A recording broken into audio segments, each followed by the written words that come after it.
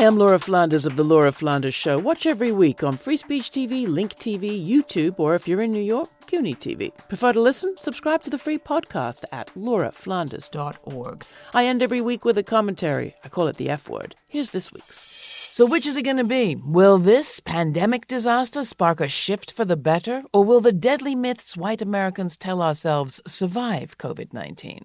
Memorial Day messaging bodes ill. I want to believe that after the coronavirus crisis, U.S. society will emerge sobered, smarter, and more aware of the ways that inequality not only weakens our body politic, but claims real bodies, too. I want to believe that after 100,000 casualties, we'll understand that individualism, just like war and whiteism and maleism and American exceptionalism, offers only leaky protection against disease. Instead, I'm seeing a whole lot of illusions survive, like the illusion of American innocence and safety. Today, just weeks after African Americans Ahmaud Arbery and Breonna Taylor were brutally killed, one lynched by a mob while jogging in Georgia, the other shot by cops in her home after a long day at work as a Kentucky EMT. After all that, David Brooks writes blithely about COVID-19, quote, "This is the first time that a menace has crossed our borders, upended the daily lives of every American,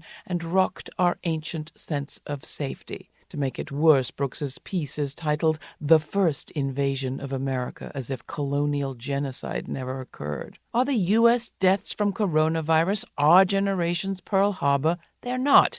As novelist Viet Thanh Nguyen tweeted, that was a sneak attack. Quote, "COVID-19 deaths in the USA are mostly self-inflicted by our government's incompetence," close quote. And to put another point on it, all Americans are not in the same boat. More Americans have died from coronavirus than died in the Vietnam War, the Gulf War, the Afghanistan War, and the Iraq War combined. That's true. And tallying up deaths that way packs a punch for sure. But the majority of dead in all of those wars weren't Americans. They were Vietnamese, Afghan, and Iraqi, people who never voted for or rallied for a war and never made a penny off it. To use a term from intersectionality scholar Kimberly Crenshaw, these sort of war metaphors unmatter non-Americans, just as our reporting on COVID is unmattering Black and brown lives now. American Memorial Day is most intentionally not Armistice Day, the day in November on which most of the world marks the end of a war that was supposed to end all wars. Instead of memorializing peace, Memorial Day messes with our minds, manipulating sympathy for veterans to misremember America's wars and its warmongering. And that is exactly what I've always disliked about Memorial Day.